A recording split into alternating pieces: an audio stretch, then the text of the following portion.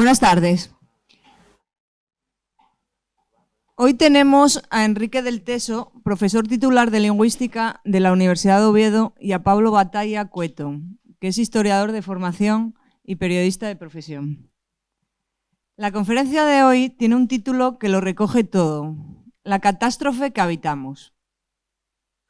En nuestro país y en el resto de Europa vemos cómo la extrema derecha, asociada con las tendencias fascistas y populistas, va en aumento. Esto constituye un peligro para la libertad, la democracia y los valores europeos. Los extremistas de la derecha alimentan la división, promueven el discurso de odio y propagan el miedo para desatar guerras culturales. Quieren que la Unión Europea fracase. No son constructivos a la hora de formular políticas y votan contra el progreso. A lo largo de la última década se ha producido un notable aumento de los movimientos de extrema derecha en las naciones democráticas. En Estados Unidos, la asociación del Partido Republicano con Donald Trump intensificó las ideologías extremistas y arrastró a un partido convencional de derecha hacia la extrema derecha. De manera similar, en Brasil, la presidencia de Bolsonaro siguió esta tendencia, al igual que ha ocurrido con la emergencia de figuras como Javier Milei en Argentina. Desafortunadamente, Europa no ha sido inmune a estas tendencias y los partidos de extrema derecha están ganando impulso en muchos países. Algunos ejemplos los tenemos en Francia, Países Bajos, Alemania, Polonia, Italia, Suecia. Abordar y compartir estas tendencias es esencial para defender los principios de tolerancia, inclusividad y gobernanza democrática. Una cosa es formar parte del debate público, pero hay países como Italia, Hungría, en los que la ultraderecha está en el gobierno. Tienen el poder de atacar y destruir los derechos y libertades de millones de ciudadanos y ciudadanas europeas.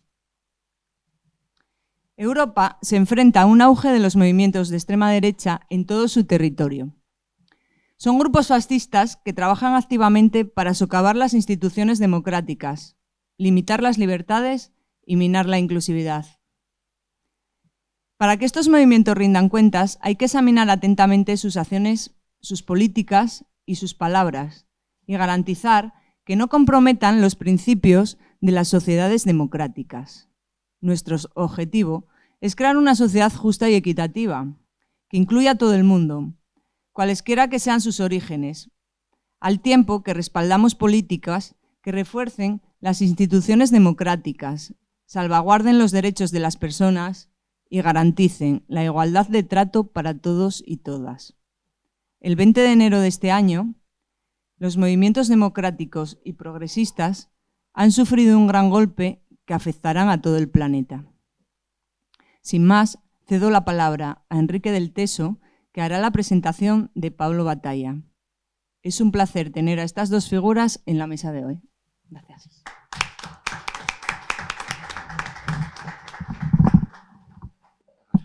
Buenas tardes.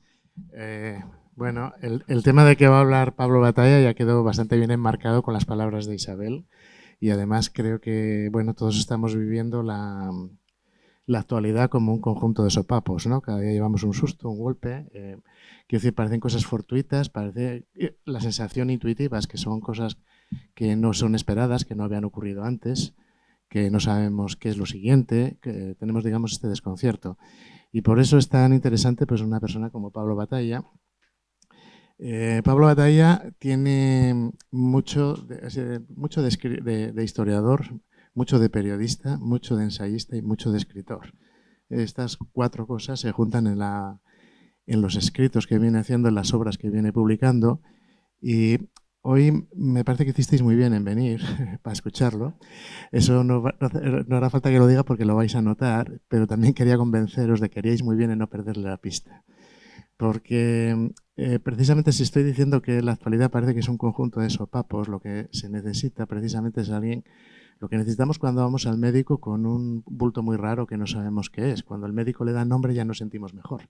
No es que se cure por el nombre, pero de repente ya es algo que tiene nombre, que ya se conoce, ya que se sabe qué es y sentimos que tiene forma. Y Pablo Batalla suele escribir a partir, no de, sino a partir de elementos de actualidad y mete ahí algo que, como digo, necesitamos, que es perspectiva. Es pensamiento, es historia, es ver que las cosas no son la primera vez que ocurren, es mostrar un poco qué es lo que puede pasar, en qué es en lo que estamos. Todo esto es lo que ofrece en la mayoría de sus libros, en un tema u otro. ¿Qué es lo que llama la atención? O sea, ¿por qué es tan interesante seguir a Pablo Batalla y leerlo? Yo empecé a leerlo, pues no sé, en 2014, 2015, por ahí. Eras aún más joven, porque es uno de estos mocosos que no conoció la dictadura, Pablo Batalla, y me llamó la atención porque escribía bien. Y digo, bueno, hombre, un columnista al que se puede leer. Luego ya nos fuimos tropezando más veces y, bueno, pues esto empezó bien y luego mejoró, ¿no? Como digo, ¿qué sensación tenemos leyendo los libros de Pablo Batalla? Porque si digo que es ensayista, ensayistas hay muchos, ¿no? Y algunos muy pesados. En los libros de Pablo Batalla, por destacar algo, hay muchas historias de la historia. Está formando pensamiento a base de contarte constantemente historias. ¿Por qué? Porque las tiene en la cabeza, porque es una persona culta, porque sabe mucha historia. Y entonces el pensamiento se va formando siempre con el apoyo de historias. Y a mí eso me gusta mucho, primero porque da mucha agilidad a la lectura. Se lee los libros, no voy a decir como una novela, pero tienen ritmo. Me gusta porque a mí la narración siempre me pareció superior al ensayo, porque me parece que de lo que más aprendemos es de lo que vivimos, y lo que hacen los buenos narradores es hacernos vivir más cosas. Es como si nuestra vida se multiplicara. Quiero decir que siempre va a ser más imperecedero Clarín que Ortega y Gasset, por decir algo. Por eso entonces me parece que apoyar los ensayos en narraciones, en esas dotes que tiene él para contar historias, me parece que es un buen detalle. Y luego por otra cosa que muchas veces la gente no percibe y que yo tengo que explicar a mis estudiantes muchas veces, que en nuestra mente, cuanto más ciclo de computación necesites para entender lo que digo, menos va a afectar a tus convicciones y sobre todo a tu conducta. Entonces, siempre digo a los estudiantes que nunca argumenten con principios. Eso no quiere decir que no tengas principios, solo que los principios salgan cuando ya tuviste razón. No intentes tener razón a través de los principios, porque eso cala muy poco. Una vez, no sé si conté la anécdota aquí en este espacio, si la conté, pues la repito. Decía a los estudiantes, ¿qué os parece la pena de muerte? Bueno, hubo una que me dio una respuesta tan fascinante que la puse otro año en un examen, pero normalmente dicen, no, pena de muerte, horrible, a ver, ¿por qué no? Y dicen, bueno, pues porque nadie tiene derecho a quitar la vida de otra persona. Digo, ya me aburriste. O sea, cuando venga una pandilla que viole y mate a una chica, el republicano de turno te va a llevar por delante. El Estado no tiene que ser fuerte contra el crimen, sí, pero la fortaleza, bla, bla, todo por abstracciones. Digo, vamos a ver, tengo ahí 2 niños de 10 años, uno está maltratando al otro, intervengo, el niño maltratador me pega patadas en la espinilla, y entonces yo cojo esta silla y se la estampo en la espalda, y cuando está en el suelo le doy patadas. ¿Qué dirías a eso? Y dices, estás tarao. Digo, ¿por qué? A lo que vas a apelar de una u otra forma es a que yo soy mayor y soy fuerte, que no necesito hacer eso. Por eso el Estado no mata, porque el Estado es fuerte, pero expresa esta idea de forma vivencial, con un adulto pegando a un niño, por mucho que sea lo que haya hecho. Entonces, ¿qué ocurre? Que cuando las líneas de pensamiento se expresan a través de forma tan vivencial, de tantas anécdotas, de tantas revoluciones, de tantas revueltas que hubo en tantos sitios, de tantas cosas que pasaron en tantos sitios y que están salpicando constantemente el trabajo de Pablo Batalla, se va formando una línea de pensamiento, pero a través de muchos rasgos vivenciales que marcan mucho al lector. Entonces, yo, por el tipo de temas, por la forma que los trata, porque además tampoco se dispersa, tiene unas líneas muy claras de pensamiento. Luego es una persona que tiene, ¿cómo decir?, una ideología muy reconocible y muy a prueba de fuego, pero no es el sectario que solo sabe hablar desde la ideología, que siempre me molestó que creas que la ideología es un argumento para darte la razón en algo. Aunque sin embargo quiero notar tu ideología, no quiero que esa sea tu razón para las cosas.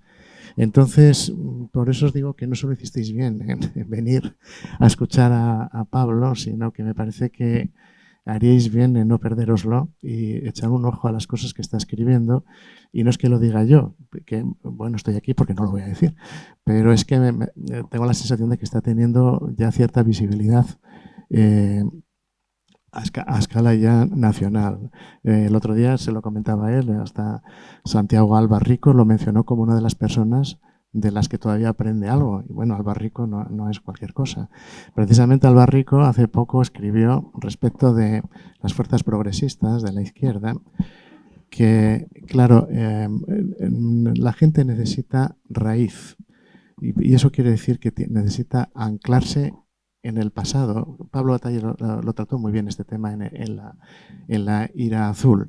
La secuencia esta, cuando llegan las minas, Palacio Valdés llora el campo que desaparece con toda esta industria minera, pero cuando las minas desaparecen, Aitana Castaño llora el mundo minero que se va. Siempre necesitamos un pasado y una raíz. La izquierda no la está dando. Pero también necesitamos un futuro reconocible. La izquierda no está ofreciendo nada más que no perder lo que tenemos. Y eso molesta mucho a la gente que está airada. Decirle que la respuesta que tengo para tan mal que te sientes es más de lo mismo, aunque tengas toda la razón, no puede ser la receta que le des. Trump les ofrece la guerra de las galaxias con Elon Musk y cosas así. Nos parecerá una locura, pero funciona. Hubo un accidente de avión en Washington. Él dice, claro, tanta diversidad, como tengo que contratar a discapacitados, como tiene que haber no sé cuántas mujeres, no sé cuántos negros, no sé qué, pues luego se estrellan los aviones. Esto racionalmente es una locura, pero lo que está haciendo es apelando a ese nido identitario de seguridad en el que la gente quiere verse. La izquierda tiene que estudiar esto, porque tiene que envolver su discurso en el vínculo intergeneracional, por un lado, y tiene que proyectarlo hacia el futuro. Y el futuro, lo siento, pero es de combate, en una u otra manera. Quiero decir, no vale solo digamos, esta moralidad condescendiente. Esto hay que mirarlo así. Entonces, bueno, el resultado de todo esto tenemos pues esta catástrofe. Hasta hace poco teníamos la sensación de que la democracia del océano, que poco a poco iba bañando cada vez más playas. Ahora es una isla muy pequeñita y muy débil en Europa, porque aquí manda ahora China, manda Rusia, manda Estados Unidos, es potencia emergente en el Mediterráneo Turquía y dentro de muy poco Marruecos. Y todo esto no tiene nada que ver con la democracia liberal que conocemos. El propio espacio de la democracia liberal hay una hiedra que está creciendo, que ya llegó muy arriba en Italia, en Hungría, y está creciendo también entre nosotros, está afectando a la convivencia que hay entre nosotros. Y la tiranía tiene que crecer como la de Star Wars, con el aplauso popular. Es en lo que están. Es decir, que estamos en una guerra discursiva, fundamentalmente. Y en eso nos tenemos que centrar. Por eso, Pablo Bataille me parece que es una de las cabezas que ilustra muy bien lo que está pasando, porque lo primero es entender lo que está pasando y lo hace de la mejor manera, que es siendo divertido, por lo menos leerlo, y teniendo a la vez el hierro marxista por ahí atravesado, pero una templanza posmoderna muy interesante. Entonces, bueno, os dejo que nos cuente todo esto de la catástrofe y bueno, escuchadlo.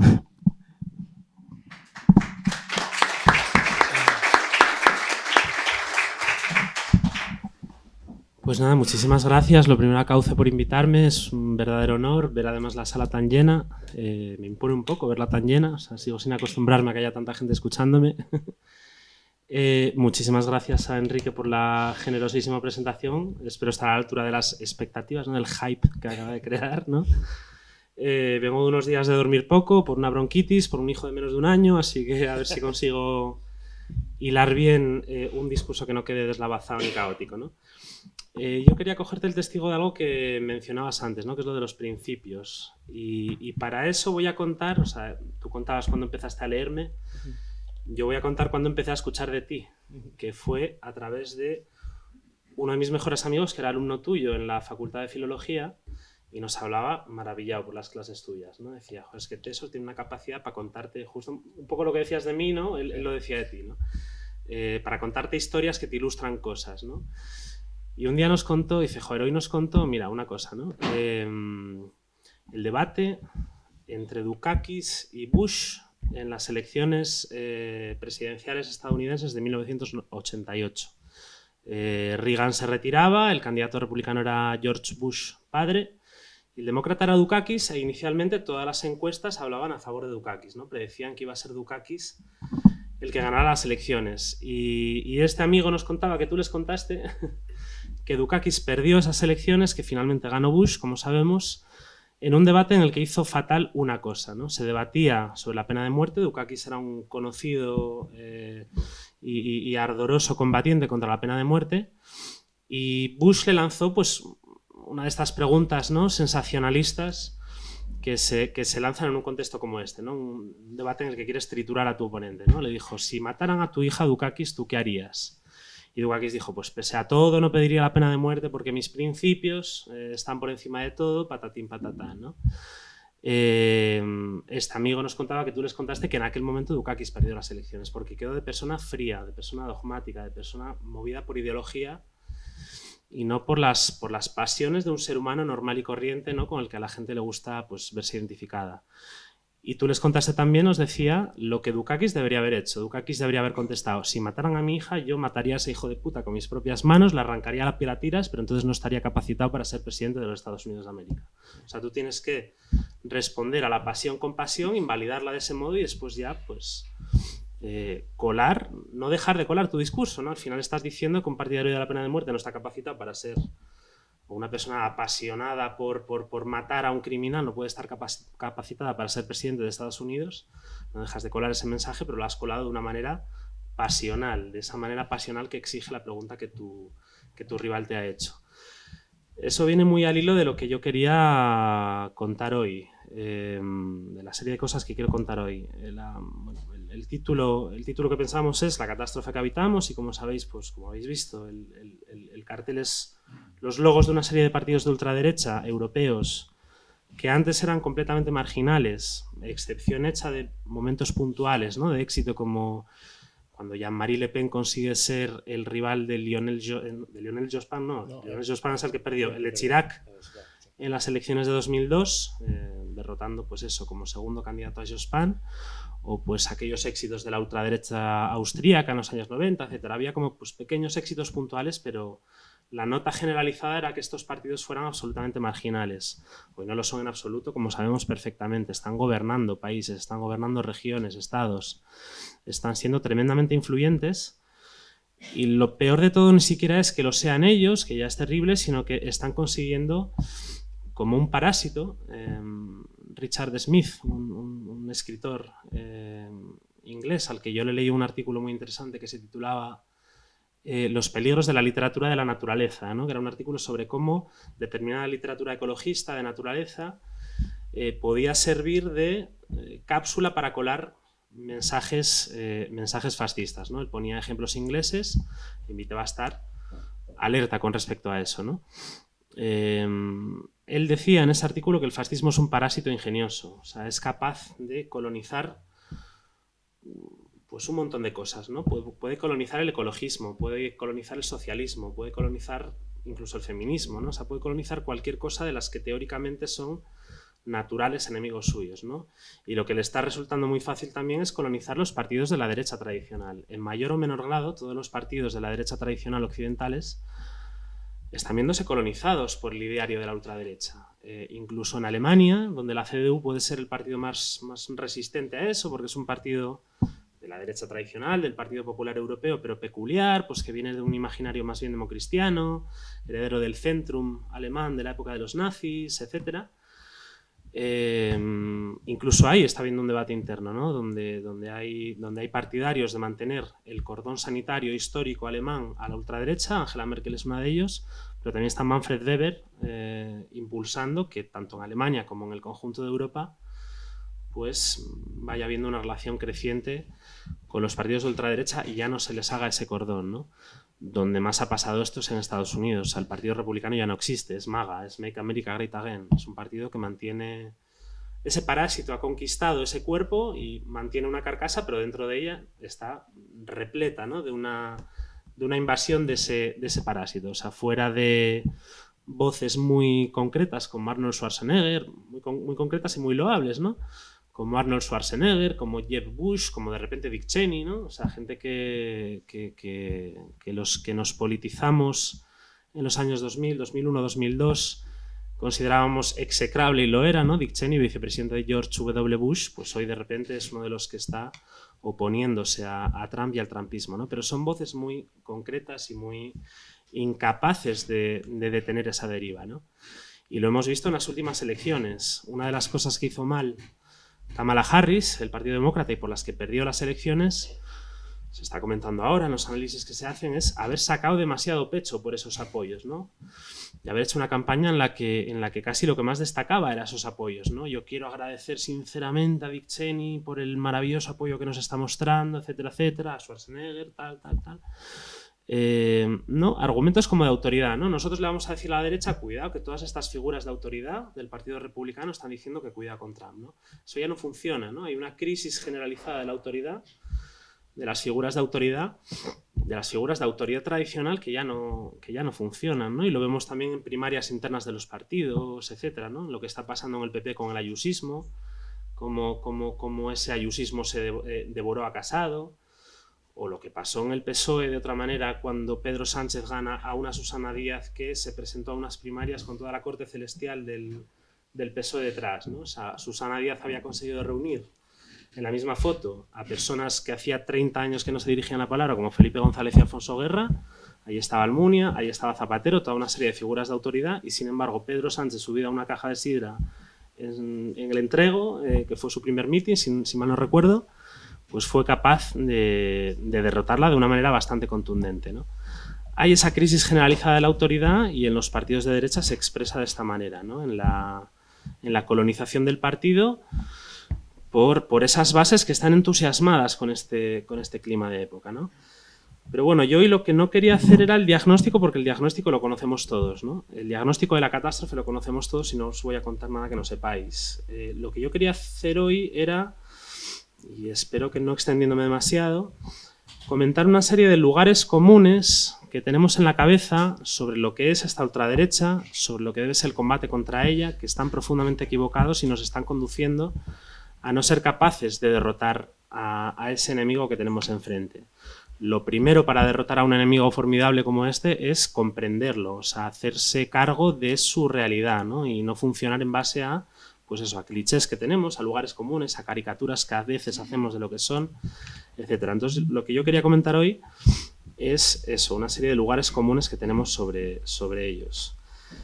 En primer lugar, quería comentar un problema cinematográfico que se conecta un poco con el debate terminológico que hay a nivel académico sobre si podemos y debemos. Hay dos debates, ¿no? El de si podemos y el de si debemos llamar a esto fascismo, ¿no? Si podemos equipararlo al fascismo de los años 30 o no. Hay defensores apasionados y que defienden con brillantez sus argumentos, con argumentos convincentes sus posiciones de una posición y de la otra, ¿no? Quienes dicen esto es terrible pero no es fascismo, y quienes dicen sí es fascismo, sí es heredero de lo que pasó entonces, ¿no? Yo no voy a entrar en ese debate, yo creo que sí lo podemos llamar fascismo, pero no voy a entrar en ese debate.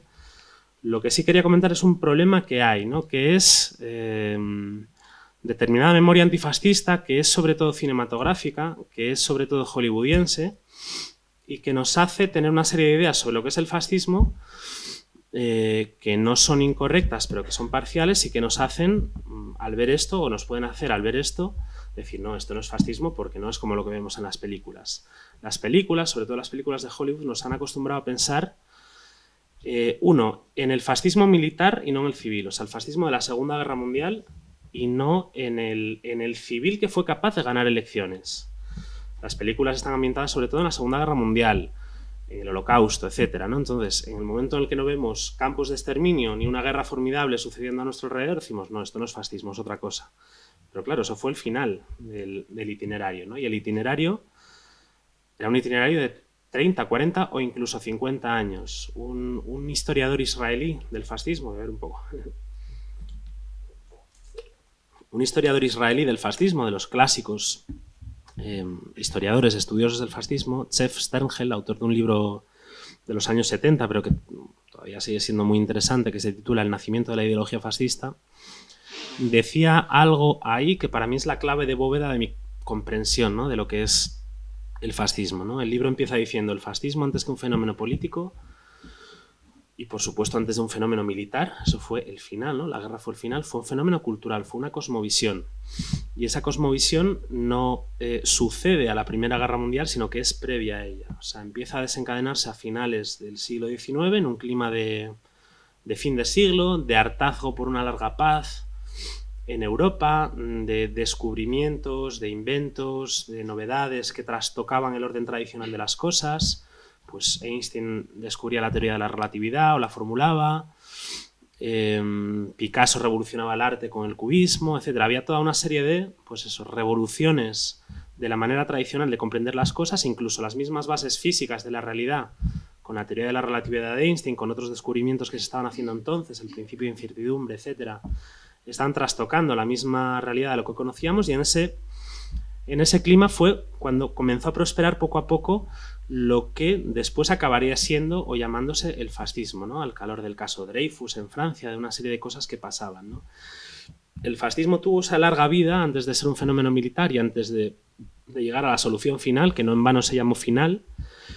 Y claro, esas películas nos hacen pensar en ese final y no en todo eso que hubo antes, ¿no? Y todo eso que hubo antes, y paso a otro lugar común, ¿no?, es, por ejemplo, que a veces decimos, la ultraderecha son antiguos, son reaccionarios, son gente que tiene ideas del pasado, que quiere volver a una España de blanco y negro, etcétera, ¿no? Decimos estas cosas y sin embargo al final uno lo ve, los analiza y se da cuenta de que en realidad son mucho más modernos que nosotros. Son modernos con ideas viejas, quizás, o invistiéndose de un imaginario de símbolos, de referentes, de banderas, de historias que remiten al pasado, pero en realidad son profunda y tremendamente modernos, incluso de maneras más inteligentes, más brillantes que nosotros, ¿no? Por ejemplo, una de las cosas que están sustentando este triunfo, esta flecha hacia arriba que vemos en el cartel de la presentación de hoy, es el uso tremendamente ágil que hacen de la agitación y propaganda en Internet y a través de las redes sociales. Trump gana las primeras elecciones en 2016 en gran parte gracias a Facebook y a Cambridge Analytica, ¿no?, a los datos que se obtienen de las redes sociales y también a una estrategia muy inteligente en esas redes sociales de parcelación del discurso, ¿no? Yo no voy a lanzar un discurso universal, que es lo que muchas veces hacemos desde la izquierda, ¿no?, apelando a principios, apelamos a principios altruistas, la libertad, la justicia, la emancipación, etc. Ellos no hacen eso, ellos mancomunan demandas particulares y egoístas de colectivos concretos. Y Trump en esas elecciones de 2016, o su equipo, ¿no?, hizo muy inteligente eso, ¿no? En esa agitprop en redes sociales no le lanzaba el mismo mensaje a un obrero del Rust Belt, ¿no?, de Detroit, de ese cinturón de óxido que llaman en Estados Unidos, ese cinturón industrial del que se habían ido deslocalizando las empresas, una cosa que conocemos perfectamente en Asturias, ¿no?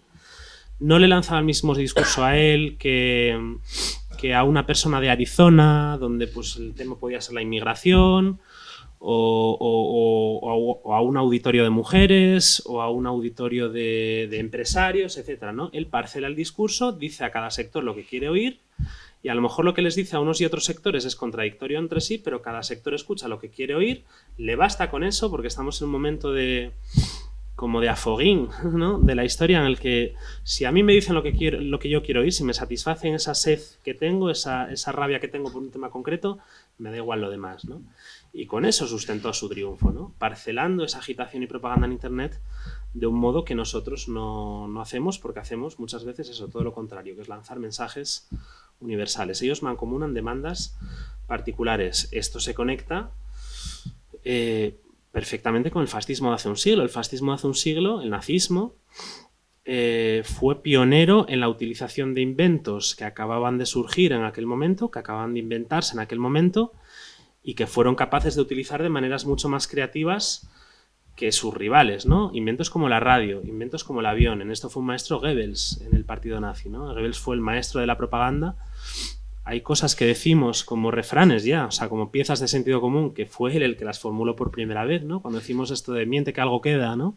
Una mentira 1000 veces repetida se convierte en verdad, que se ha convertido ya eso en un refrán, que decimos como tal refrán, eso lo dijo Goebbels por primera vez, ¿no? Él era un maestro de la propaganda y tuvo intuiciones como, por ejemplo, en la radio, en esa radio que acababa de ser inventada poco tiempo antes, la tendencia que había hasta entonces era que si un político daba un discurso, un político como Churchill, ¿no? Por ejemplo, daba un discurso, pues el discurso fuera él en un estudio cerrado, hablando al micrófono y de tal manera que su voz llegara de la manera lo más limpia posible al oyente, ¿no? Goebbels dijo, no, vamos a meter detrás del discurso del líder el ruido de una masa enfervorecida aplaudiéndolo y entusiasmándose con él, ¿no?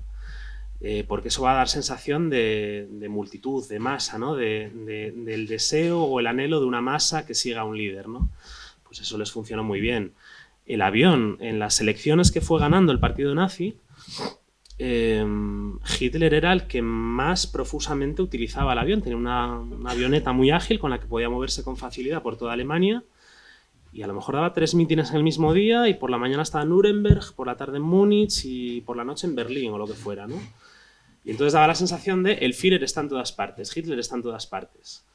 Esto lo hizo él y no lo hizo nadie más y fue una de las cosas que sustentó el triunfo del partido nazi. O sea, ese uso creativo de técnicas tecnológicas que acaban de surgir fue una de las cosas que sustentaron el triunfo del partido nazi y hoy también está sucediendo. Esta gente a la que llamamos antigua, a la que llamamos obsoleta, está utilizando de maneras mucho más creativas que nosotros la novedad que es Internet y las redes sociales. Una novedad que tiene los mismos años, los mismos pocos años que tenía la radio o el avión en aquel entonces. Ellos lo usan con enorme creatividad para lanzar esos mensajes parcelados, para lanzar bulos, para lanzar memes, o sea, cosas que circulan con mucha agilidad y que cuando nosotros, y eso lo explica muy bien Teso, ¿no? En sus libros que yo también os invito encarecidamente a leer, ¿no? O sea, lo que nosotros hacemos o tendemos a hacer es con esos bulos, pues pacientemente ir rebatiéndolos uno a uno y con mucho esfuerzo, ¿no? Pero es que cuando rebatiste uno ya surgían otros 100, ¿no? No es la manera correcta de derrotar esto y ir eso, desmintiendo bulo por bulo, sino que hay que atacar más a la raíz de lo que surge ahí, ¿no? A la raíz de lo que está propagando eso, al corazón de lo que está propagando eso, a la cabeza de la hidra. Y eso, que lo explique Teso después y eso, porque lo explica mucho mejor que yo, ¿no? Pero bueno, eso, ser inteligentes en este tal, ¿no? Luego también decimos cosas como son machistas, son homófobos, son racistas. Y es como, sí, pero a la vez no. O sea, o sí, pero a la vez a ellos les es muy fácil desacreditar eso diciendo, mirad cuántas líderes mujeres tenemos. Giorgia Meloni, Rocío Monasterio, Marine Le Pen, no sé, ¿no? Hay un montón de mujeres en puestos de liderazgo en estos partidos. Mujeres que a veces son mujeres solteras, que a veces son mujeres divorciadas. Marine Le Pen es un secreto a voces que es lesbiana, vive con otra mujer. Alice Weidel, que es la líder de AfD, Alternativa por Alemania, ni siquiera es un secreto a voces que sea lesbiana, sino que lo es a plena luz del día, es lesbiana. Su pareja es una mujer de Sri Lanka, o sea, ni siquiera el componente racista funciona ahí, ¿no? La mujer de Vance, que es el nuevo vicepresidente de Estados Unidos, es también india, si mal no recuerdo. Es decir, o sea, a ellos les es muy fácil desacreditar esa acusación, ¿no? De sois machistas, sois racistas, diciendo, no, mira, tenemos mujeres, tenemos gente de otras razas, tenemos homosexuales también. Y en esto fue pionera la ultraderecha holandesa, donde hace 20 años, 30 años, el líder de esa ultraderecha, Pim Fortuyn, que murió asesinado en 2000, 2001, era un hombre abiertamente homosexual. Y ellos están instrumentalizando con mucha eficacia lo que la historiadora Sarah Farris, inglesa, llama homonacionalismo y feminacionalismo, que es agarrar la causa feminista, agarrar la causa de los derechos LGTB y volverla contra nosotros, ¿no? Diciendo, geopolitizando, por así decir, las amenazas a las mujeres y las amenazas al colectivo LGTB, ¿no? O sea, las amenazas a las mujeres, las amenazas a los gays, a las lesbianas, no están dentro de nuestras sociedades, no es tu marido, no son tus amigos, no es gente de la que vivas rodeada, sino que son la inmigración musulmana que viene con otras costumbres más anticuadas de las nuestras, que está viniendo aquí en masa y que está pues provocando esos estragos, ¿no? Nosotros, dicen ellos, somos los verdaderos representantes de los derechos ilustrados que a Occidente tanto les costó conquistar y que ahora la izquierda está poniendo en peligro, abriéndole las puertas a esta inmigración masiva que viene con estas costumbres. Esto es una mentira, esto es horrible, pero les está funcionando, ¿no? Y tenemos que ser capaces de combatirlo no haciendo de ellos una caricatura del jueves, ¿no? Una caricatura de Martínez el Facha, una persona anticuada y que odia a las minorías y demás, sino entender eso de una manera más fina, ¿no? No es que no sean racistas, no es que no sean machistas, no es que no sean homófobos, pero lo son de maneras complejas mezcladas con el clasismo, ¿no? Hay que entender esa mezcla también, ¿no? Ellos pueden no tener absolutamente ningún problema con un millonario saudí y lo que lo tienen es con el pobre y humilde trabajador que viene huyendo de la guerra de Siria, enfrentándose a los peligros que sea para llegar a nuestros países pidiendo asilo, ¿no? Es eso, ¿no? O sea, esa xenofobia, ese racismo, etcétera, se entremezclan con el clasismo de una manera que tenemos que ser más habilidosos de combatir que con esa caricatura que a ellos muchas veces, pues eso, les es tremendamente fácil desacreditar diciendo Alice Weidel, lesbiana y la mujer es blanca, ¿no? Otra cosa que ellos están, bueno, frente a la acusación de sois los herederos del fascismo histórico, otra de las cosas que a ellos les resulta muy fácil decir es, no, nosotros estamos a tope con los judíos, estamos a tope con Israel, sois vosotros los que no estáis defendiendo a un Estado judío que se está defendiendo de sus atacantes, nosotros estamos a partir un piñón con los judíos, ¿no? Los herederos del antisemitismo histórico sois, si acaso, vosotros, ¿no? Y quizás entonces lo que tengamos que entender es que para el nazismo, para el fascismo histórico, el antisemitismo, y en esto pues tal vez nos haya perjudicado también toda esa voluminosa memoria cinematográfica y hollywoodiense, ¿no? Toda esa avalancha de películas muy centradas en el Holocausto y muy centradas en el Holocausto judío en concreto, ¿no? O sea, yo no sé si hay mucha gente que no sabe que los nazis también mataron gitanos, que también mataron testigos de Jehová, que también mataron homosexuales, republicanos españoles, rojos de toda Europa, etcétera, ¿no? O sea, la memoria está muy centrada en el Holocausto judío, que ciertamente fue la expresión más terrible de las barbaridades de lo que los nazis hicieron, pero siendo lo más vistoso y habiéndolo hecho mucho más vistoso aún, toda esa catarata de películas y toda esa catarata de libros que a mí me parece frívola, ¿no? Cuando voy a una librería, miras en los estantes de las novedades literarias y ves 17 libros que se titulan El tatuador de Auschwitz, La enfermera de Auschwitz, el no sé qué de Auschwitz, el encofrador de Auschwitz, ¿no? O sea, hay toda una profusión de novelas obsesionadas con Auschwitz y frivolizando con Auschwitz muchas veces, ¿no? Los amantes de Auschwitz, vi el otro día, ¿no?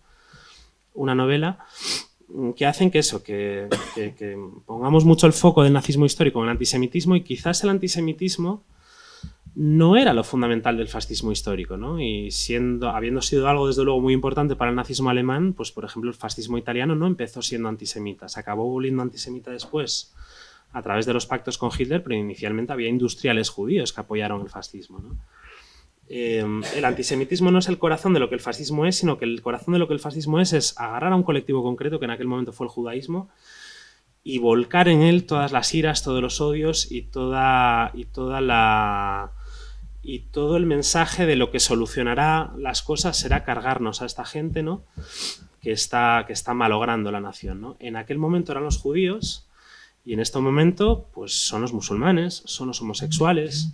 Hay estudios en Polonia comparando, ¿no? La retórica antisemita de los años 30 con la retórica anti-LGTB de la ultraderecha polaca en este momento, una ultraderecha que es particularmente homófoba, y la retórica es exactamente la misma, ¿no? Simplemente cambió el nombre del enemigo, ¿no? Antes era el judío, ahora es el LGTB, pero la retórica es la misma, ¿no? Son gente que vive entre nosotros, pero no es como nosotros, son gente que pervierte a nuestros niños.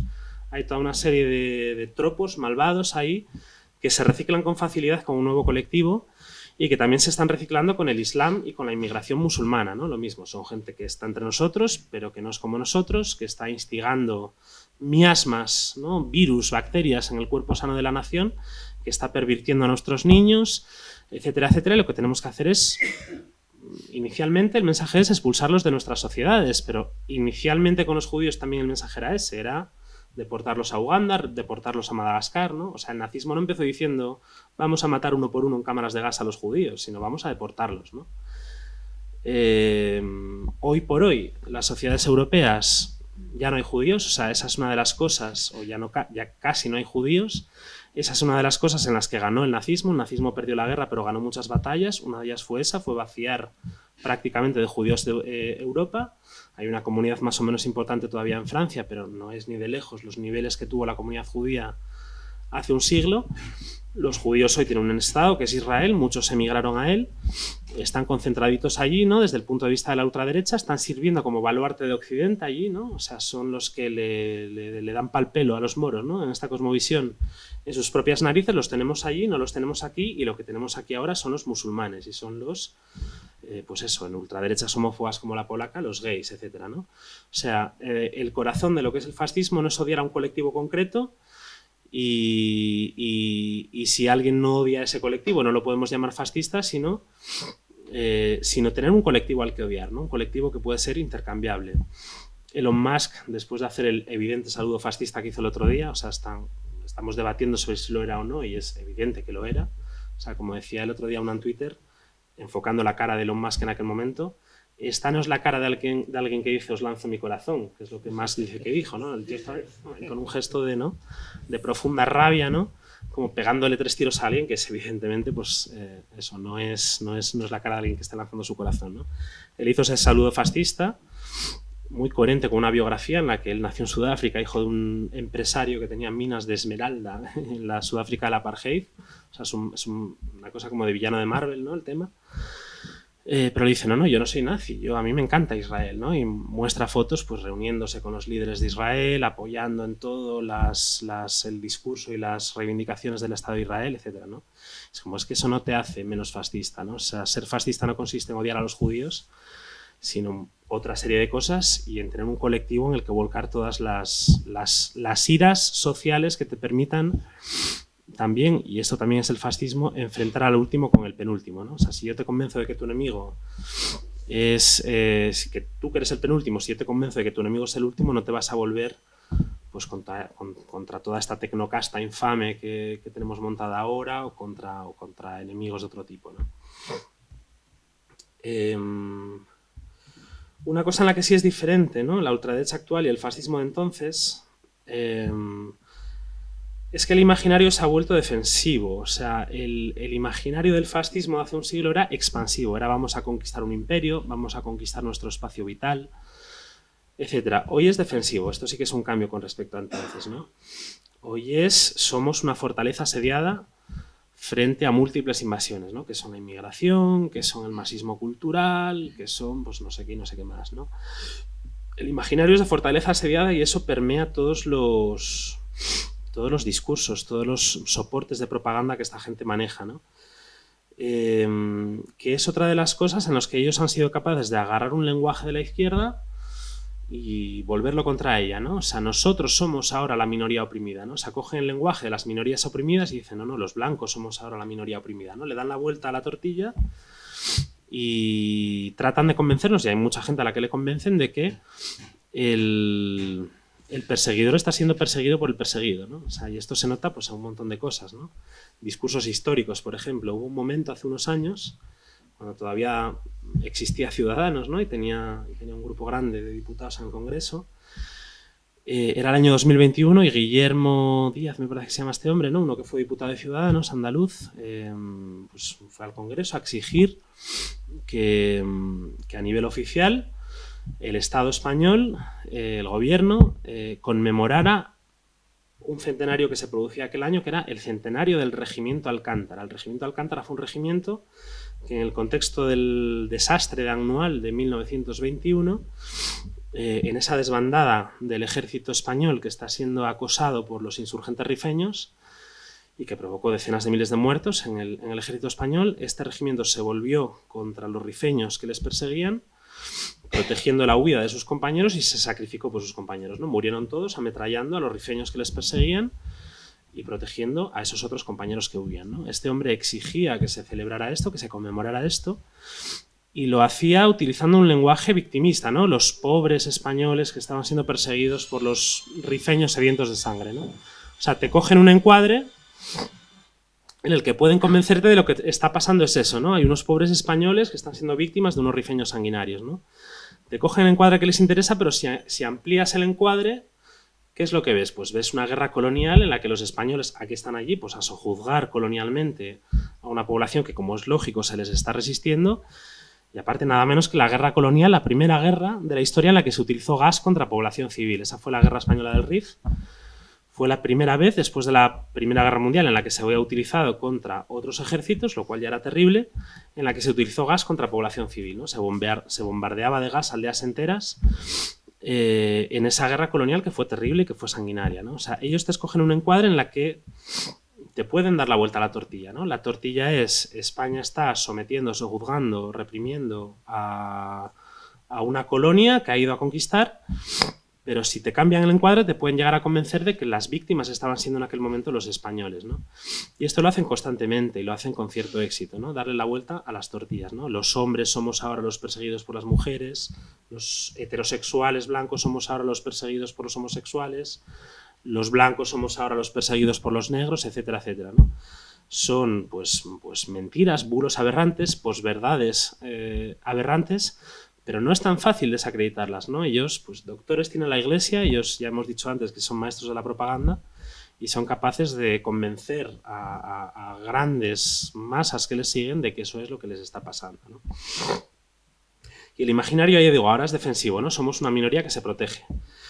Y entonces el referente, y esto es una cosa interesante de las que están pasando en el mundillo este últimamente, es un referente creciente que esta gente tiene es Rodesia. Rodesia fue una república supremacista blanca que hubo en África, en lo que hoy es Zimbabue, después de que los ingleses fueran de allí, ¿no? O sea, Zimbabue se independizó inicialmente como Rodesia, pero como una Rodesia que era una república supremacista blanca donde funcionaba un régimen de apartheid similar al sudafricano, ¿no?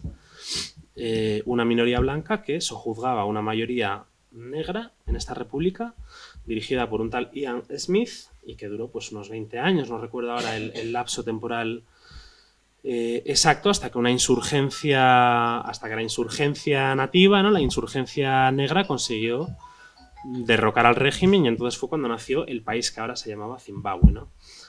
Es muy interesante ver esto, ¿no? Cómo pues esta gente eso, ondea banderas de Rhodesia, hay un merchandising de Rhodesia, de Make Rhodesia Great Again, de cosas con la bandera de Rhodesia, etcétera, etcétera. Y es un merchandising que, pues por una parte, les remite a estos imaginarios de fortaleza asediada que les gustan más que los imaginarios expansivos, pero por otra parte también es un símbolo nazi que puedes exhibir sin que sea tan evidente y tan cantoso como una esvástica o como un águila de San Juan, en el caso español, etcétera, ¿no? Es un símbolo no tan conocido, pero que funciona como dog whistle, ¿no? Como estos silbatos de perro, es un término que se utiliza también en el análisis de estas cosas, que son pues estas cosas que ellos hacen de citar una frase en un discurso de un conocido teórico nazi sin decir el nombre, ¿no? Lanzar como mensajitos que no son evidentes para el gran público que son nazis, pero que al público de iniciados les estás diciendo soy de los tuyos, ¿no? De una manera discreta, ¿no? Esto lo hizo, por ejemplo, Abascal en el debate de las generales de 2019 cuando terminó su discurso, un minuto de oro, me parece, creo recordar, diciendo son los obreros, no me acuerdo de la formulación exacta de la frase, ¿no? Pero la frase es algo así como son los obreros los que no pueden permitirse tener patria, ¿no? O sea, es una frase de Ramiro Ledesma, pero Abascal no lo dijo. Abascal la citó como una frase suya, pero el que está familiarizado con el código sabe que es una frase de Ramiro Ledesma, y en aquel momento Abascal estaba diciendo a los nazis españoles soy de los vuestros, no lo puedo decir a voces porque vivimos en la tiranía progre y estas cosas, pero yo lanzo la frase para que vosotros sepáis que soy uno de los vuestros, ¿no? Esta es otra de las cosas que ellos están haciendo con bastante éxito, ¿no? Otro lugar común. ¿Son nacionalistas? Pues sí, de cojones, pero por otra parte son más internacionalistas que nosotros, son mucho más internacionalistas que nosotros, ¿no? Ellos son una Comintern, son una internacional. del fascismo mucho mejor engrasada que los mecanismos de colaboración internacional que tienen los partidos de izquierda, ¿no? La izquierda muchas veces vemos que cada partido nacional va un poco a su bola probando cada uno una cosa, ¿no? Y Melenchón no es lo mismo que Sumar en España, o que Die Linke en Alemania, o que la izquierda italiana, o que la izquierda estadounidense, ¿no? Es como que cada izquierda nacional se lo guisa y se lo come como puede, y no hay las instancias de colaboración internacional muy bien engrasadas que tienen ellos, que están todo el rato haciendo cumbres, reuniéndose todos, ¿no? O sea, Vox organiza un sarao internacional ultraderechista en Madrid y ahí viene Milei, ahí viene Meloni, ahí interviene Trump desde su avión a través de un vídeo. Tienen un panteón de referentes internacionales al que veneran y que choca un poco con esa idea de, ¿no?, ante todo nacionalistas que miran por su nación y que no les preocupa lo que pasa en las demás y pueden llegar a chocar por eso, ¿no? O sea, a veces hay intereses nacionales, ¿no?, de una ultraderecha de un país concreto que chocan con los intereses nacionales de la ultraderecha de otro país concreto, ¿no? Pues reclamaciones territoriales que unos tienen sobre otros, o pues de repente, yo qué sé, Trump sale y dice, pues le voy a subir 25% los aranceles a España porque no sé qué, ¿no? Y tienes ahí a Vox aplaudiéndolo, ¿no? Y es como, pero estos no son los patriotas que, ¿no? Los nacionalistas que se preocupan por la dignidad del país están aplaudiendo a un tipo que nos va a subir el 25% de los aranceles y que va a joder a los olivareros de Jaén y a los ganaderos de no sé dónde. Pues sí, es así, ¿no? O sea, esa contradicción existe. Ellos son capaces de aplaudir a gente que está teniendo discursos que van en contra de tus teóricos intereses, pero es que son una internacional, funcionan como una internacional que está todo el rato, pues eso, reuniéndose, intercambiando experiencias, intercambiando conocimientos, intercambiando técnicas de propaganda también. Ellos, por ejemplo, una de las cosas de la que nos acusan con frecuencia a las izquierdas es de que somos gente que copia críticamente todo lo que viene de Estados Unidos, ¿no? Cualquier chifladura que surja en las facultades de estudios culturales de los Estados Unidos, esta gente las coge, las copia y las mete aquí con calzador, ¿no? Y sin embargo son ellos los que están constantemente copiando cosas, debates, cosas que surgen en Estados Unidos, ¿no? Abascal hubo un momento dado en el que empezó a promover, hubo un día en el que le dio por promover el tema de las armas aquí, ¿no? O sea, un tema que allí funciona, pero aquí no funciona en absoluto, el tema de la liberalización de armas, pero él cogió ese discurso estadounidense y lo calcó aquí sin ningún problema, ¿no? Y ellos están todo el rato, pues eso, copiándose incluso, pues, bulos, ¿no? Bulos, plantillas de bulos, ¿no? Hay bulos que surgen en Estados Unidos que después los tiene reproducidos a no mucho tardar en las ultraderechas de otros países, ¿no? Yo siempre cito el ejemplo de un bulo que surgió en Estados Unidos contra Michelle Obama, que era un bulo que decía que Michelle Obama en realidad era un hombre transexual. Ese bulo después lo hemos ido viendo copiado en otros muchos países, ¿no? O sea, lo utiliza la ultraderecha francesa contra Brigitte Macron, lo utiliza la ultraderecha española aquí contra Begoña Sánchez, a la que llaman Begoña, ¿no? O sea, os lo habréis encontrado a veces en los trending topics de las redes sociales y demás, ¿no? Begoño, ¿no? O sea, tienen ese bulo de que la mujer de Pedro Sánchez es un hombre transexual. Y me enteré hace poco de que en Alemania también lo utiliza la ultraderecha de allí contra la mujer de Olaf Scholz, ¿no? Son, pues eso, bulos que se van copiando. Ellos tienen técnicas que surgen en un sitio pero que rápidamente ponen en común y la utilizan en todas partes, ¿no? Y a veces ves secuencias repetidas, ¿no? O sea, hubo un asalto al Capitolio en Estados Unidos el 6 de enero de 2021 y aquellas imágenes dantescas que vimos, poco tiempo después, 2 años después, si mal no recuerdo, las vimos reproducidas casi exactamente en Brasil, con las masas bolsonaristas asaltando las sedes del poder brasileño en Brasilia. Y eran exactamente las mismas imágenes, simplemente cambiaban pues un poco los uniformes, ¿no? Los decorados. En Estados Unidos llevaban banderas confederadas, cuernos de indio, etcétera, o sea, cosas de allí, y en Brasil llevaban pues la canariña, ¿no? La camiseta de la selección brasileña, banderas del Brasil imperial, etcétera, ¿no? Símbolos de allí, ¿no? Y si aquí se produjera en algún momento una invasión al Congreso, irían vestidos de Capitán Trueno y con camisetas de Iniesta o con lo que fuera, ¿no? Pero lo que está sucediendo es lo mismo, ¿no? Simplemente cambia un poco el topping, el color nacional que le pones en cada sitio, ¿no? Realmente están haciendo las mismas cosas, están copiándose unos a otros. Y tienen referentes comunes. Bolsonaro en las últimas elecciones brasileñas que ganó, uno de los spots de su campaña hablaba de Covadonga y contaba en Asturias, en España, los bravos cristianos alzaron contra la invasión de los moros, patatín, patatán y no sé qué, ¿no? Y utilizó un leitmotiv español, asturiano, para ganar unas elecciones en Brasil, ¿no? Brenton Tarrant, que fue un terrorista de ultraderecha que entró a tiros a una mezquita en Nueva Zelanda en 2018, 2017, 2019, no recuerdo ahora exactamente el año, se cargó a 50 tíos que salían de una mezquita. Luego le pillaron las armas que llevaba, los cargadores, etcétera, y en esas armas llevaba grabados, ¿no? Estaban todas recubiertas de nombres de referentes antiislámicos de la historia, ¿no? Tenía pues nombres de batallas de las cruzadas, nombres de reyes francos que habían derrotado, ¿no? Carlos Martel, tal, ¿no? Que habían derrotado a musulmanes en la Edad Media, etcétera, ¿no? Toda una serie de referentes antiislámicos, entre los cuales está Pelayu, y además lo ponía en asturiano, ponía Pelayu, con U final, ¿no? O sea, en Nueva Zelanda, en las antípodas, estaba sucediendo que un ultraderechista de allí, o sea, de más lejos imposible, estuviera sintiéndose empujado por el mito de Don Pelayo para perpetrar una masacre antiislámica, ¿no? Tienen un mundo ahí de referentes comunes que ponen en común y que conocen a través de Internet, de foros de Internet, de lugares de encuentro en Internet, y que están componiendo una especie de yihad fascista global muy eficaz, y aquí volvemos a entroncar con lo de que son más modernos que nosotros o con lo de que son eminentemente modernos, ¿no?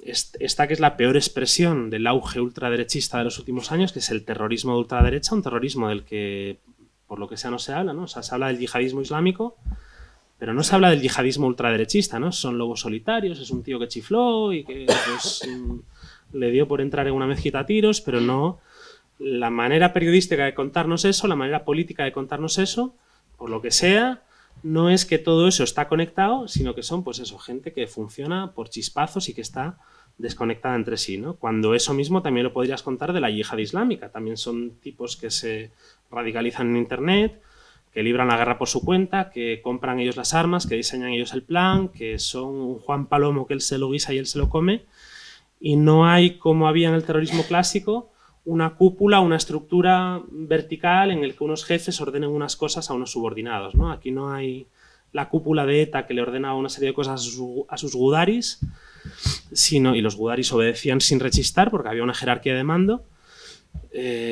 parecida a las de las empresas tradicionales, ¿no? Sino que es pues eso, un tío que él se lo guisa y él se lo come, pero que al final funcionan como unidad. O sea, aunque cada uno se lo guise y se lo coma, eso funciona como unidad. Yo decía un día en un artículo en Público que eso es la yihad fascista, ¿no? Y que esos son, pues eso, frente al modelo de la empresa tradicional, que era el de eso, pues, organizaciones terroristas clásicas como ETA, como las Brigadas Rojas, como el IRA, etcétera. Esto es un mundo de falsos autónomos, ¿no? Hay una copia también, ¿no?, en el terrorismo de las estructuras empresariales de la época, y esto es un mundo de falsos autónomos que no hay una cúpula que tenga que encargarse de gastar las perras en comprar ella los materiales, en diseñar ella los preparativos, sino que es cada uno que se lo guise y se lo coma, que él se lo prepare y nosotros luego ponemos la marca, ¿no? El Estado Islámico funcionaba así, ¿no? O sea, tú pues coge la furgoneta y atropella a 17 tíos por ahí y luego nosotros te damos la patente, ¿no? Te damos la marca, te damos la franquicia, pero tú te lo guisaste y tú te lo comiste, ¿no? La yihad ultraderechista también funciona así, no son lobos solitarios, son gente que sí, que el atentado concreto que perpetran lo preparan ellos, pero que se radicalizaron en un mundo común, ¿no? O sea, Brenton Tarrant, Anders Breivik, cualquier terrorista de ultraderecha que se nos pueda ocurrir, de los que han perpetrado masacres horribles en los últimos años, se radicalizó en los mismos foros, en los mismos lugares, con una serie de referentes comunes, se admiran unos a otros, se copian unos a otros, son falsos autónomos, pero al final son falsos autónomos de una misma empresa. Y en esto también son muy modernos, ¿no? Mucho más modernos que nosotros.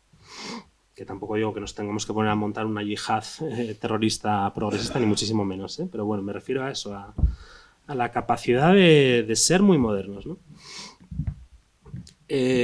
Voy acabando ya, que me voy extendiendo bastante, pero bueno, quería comentar un par de cosas más.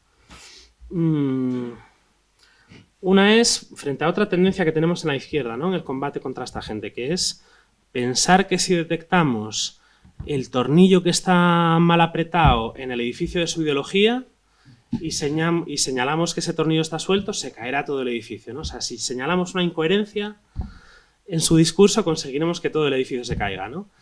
En plan, pues el otro día Trump llevó a los Village People a su discurso ¿no? y a su fiesta de celebración de la victoria, ¿no? Un grupo pues míticamente referente del mundo LGTB, ¿no? Y ahí estaban, ¿no? Celebrando la victoria de Trump y diciendo, no, nosotros nunca fuimos gays ni defensores del mundo gay, ¿no? Y había gente en internet que decía, joder, esto es incoherente con lo que dijo Trump en campaña de que hay un proceso de gayificación de Estados Unidos y no sé qué, no sé qué más, ¿no? Hay una incoherencia ahí, ¿no? Es como sí la hay y les funciona igual, ¿no? O sea, no están preocupados por ser coherentes y a veces no lo son en absoluto. Y lo que comentaba antes, ¿no? En esas demandas segmentadas hay algunas que se pisan unos a otras, ¿no? O sea, tú no puedes satisfacer al mismo tiempo al empresario que quiere que le liberalices la economía y al obrero del Rust Belt que lo que quiere es que pues políticas proteccionistas y que le devuelvas ¿no? O sea, tú no puedes prometer el libre comercio a unos y proteccionismo a otros, pero el caso es que lo haces, los convences a los dos y ganas, ¿no? Esto está pasando. Son incoherentes, pero les da igual y en esto también se conectan con el fascismo histórico. Cuando a Mussolini le preguntaban por los vaivenes del programa del partido fascista, donde un día el programa era muy obrerista, otro día el programa era muy capitalista, le decía, es que realmente no tenemos programa. El partido fascista no tiene programa, su programa es la acción. Somos hombres de acción y nuestro programa es la acción.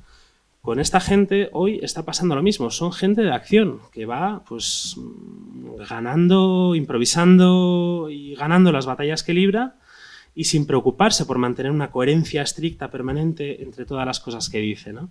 El camino se va haciendo. Nosotros muchas veces estamos muy preocupados por todo lo contrario, ¿no? Nuestra ideología tiene que ser profundamente coherente, no puede haber ese tornillo suelto o esa incoherencia que haga que el edificio trastabille. Pensamos las ideologías como edificios, como construcciones ingenieriles, con una base y una superestructura, estas cosas del viejo marxismo, ¿no? Del marxismo vulgar.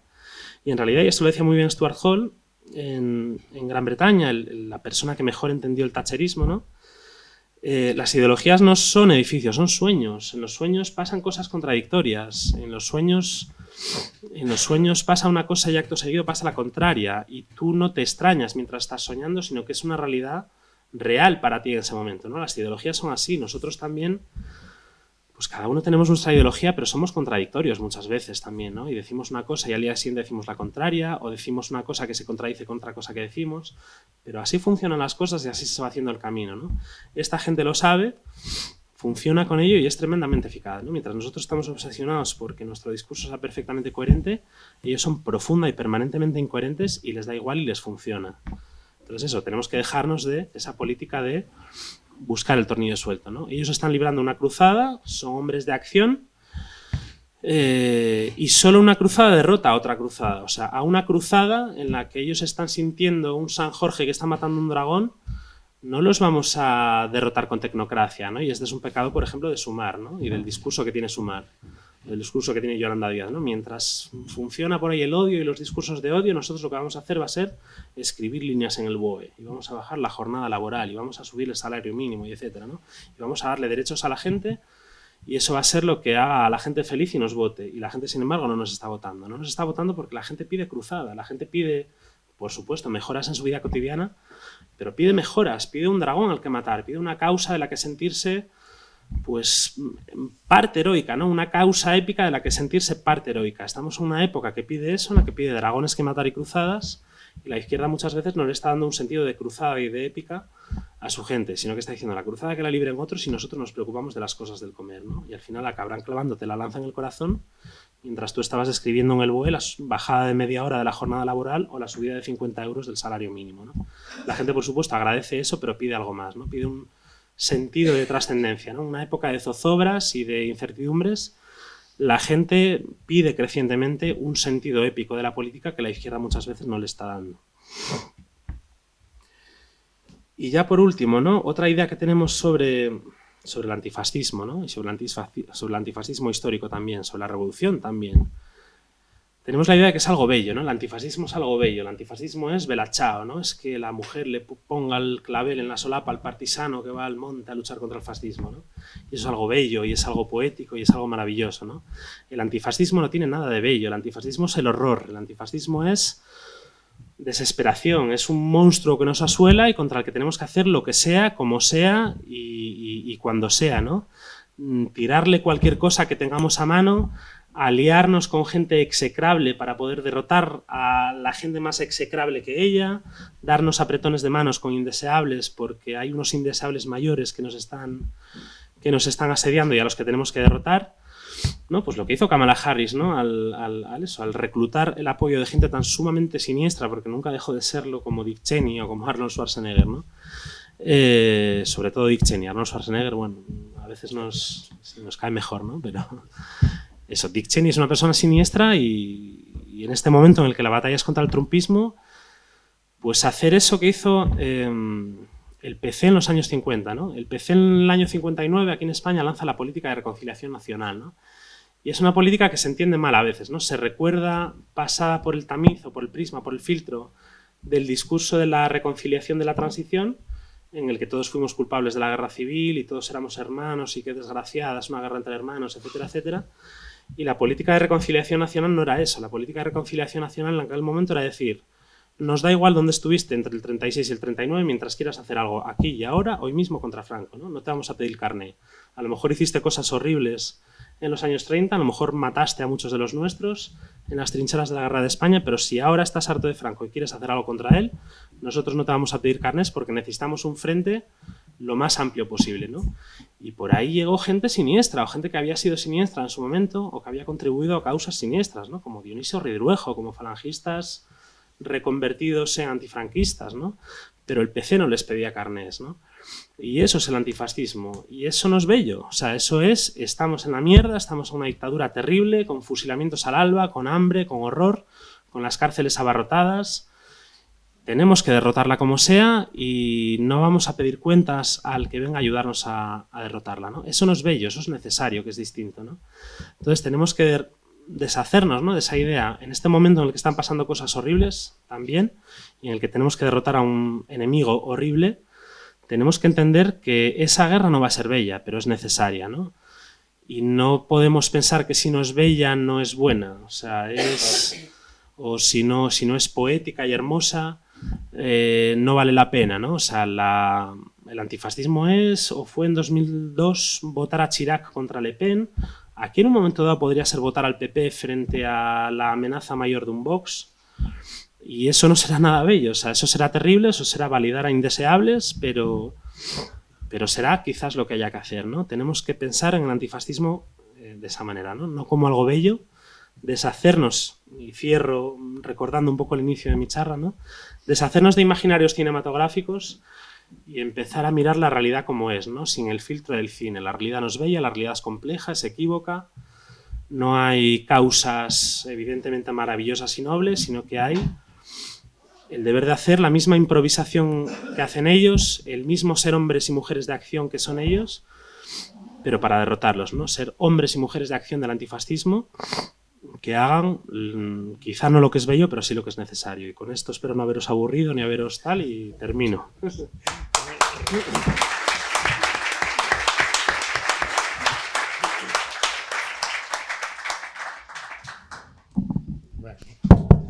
Le queda a uno el cerebro hirviendo, ¿no? Cuando estás oyendo cosas incitativas. Jen, me echaste así un anzuelo en un momento determinado. Sí, bueno, los bulos, pero algo un poco más serio de lo que está pasando. Me parece muy bien que hables de las cruzadas y de los cruzados. Y una vez, pues ante gente, hace muy poco, de Podemos, quiero decir, Podemos duro, el Podemos que queda, les dije, vamos a ver, cuando sale la ley de solo sí es sí y empieza a haber escarcelaciones no previstas, lo que dijo Irene Montero es que los jueces eran machistas. Digo, no se trata de si son machistas o no, que tenéis un vicio de la verdad tremendo. Que lo son. Que lo son, primero. Segundo, no se trata de si fue inteligente o no decir eso. De lo que se trata es de otra cosa previa. Irene Montero se había reunido con sus gabinete y había dicho, señores, ¿cuál va a ser la política de comunicación? Cuando salga esto, ¿vamos a decir que son machistas los jueces? ¿O fue algo que se le ocurrió en ese momento? Y fue lo segundo. Y eso es lo que no puede ser. Yo, por ejemplo, ahora te estaba oyendo de los bulos. ¿Qué relación hay entre los aranceles que quiere poner Trump y que llamen Begoño a la mujer del presidente? Pues yo la veo muy clara. Pero eso solo se ve si te pones aquí a trabajar. tú tienes que referirte a la extrema derecha, nunca tienes que hablar de su mensaje, sino de quien dice el mensaje. Nunca, lo que diga la extrema derecha, olvídalo. Concéntrate en que lo dijo la extrema derecha. Tienes que atribuirles algo que les rompa su ideario. Yo, por ejemplo, no los voy a llamar clasistas. Diré que son clasistas aquí, para que nos entendamos. Yo los voy a llamar lameculos de los ricos, porque eso es lo que no les gusta. Silicon Valley son bufones de Trump, ¿vale? Entonces, claro, los lameculos hacen cosas como lamer el culo al que te quiere poner aranceles. Los lameculos hacen lo que acaba de decir Pablo Batalla. Se ponen y se imitan unos a otros porque a eso se dedican, a lamer culos. Entonces, si allí la mujer del presidente era un travesti, ¿por qué aquí no? Entonces ridiculizas el bulo. El bulo lo que tienes que conseguir es que sea ridículo decirlo. Entonces tú, si tienes unos cuantos puntos de ataque a la ultraderecha, digamos, hay que buscar la palabra, ¿no? Por racista, por clasista, lo que sea. Cuando sueltas una de esas, tienes que soltar un paquete de bulos aparentemente desconectados, pero que sean como ejemplos. Claro, por eso decís, sí, lo del palacete del PNV, por lo no sé qué, sueltas una retahíla, ridiculizas de golpe un montón de bulos al hilo de un alfilerazo que diste, y entonces se hace ridículo volver a decirlo otra vez. Este es en lo que tienen que hacer, pero no ir a razonar ni a decir la verdad. Santo, ¿de qué tienes que decir que a la mujer del presidente eso deja de ser? Todo esto, que es además, a veces me malinterpretan. Yo no digo que no digas la verdad. Lo que digo es que no creas tener una ventaja por decir la verdad. Porque si Pablo miente y yo digo la verdad, yo debo creer que me vais a dar la razón. No funciona así de ninguna manera. Yo lo que acepto y lo que repito es lo que me hace sentir bien. Y a veces es la verdad, pero muchas veces no. Es lo que me confirma una emoción negativa. O no estamos todos más dispuestos a creer una barbaridad que nos cuenten de Abascal que una barbaridad que nos cuenten de otro. Pues claro que sí. Eso es normal. Entonces, este juego emocional es el que están haciendo. Y está muy bien que hayas tocado el tema de que siempre tiene que haber alguna minoría, no importa cuál.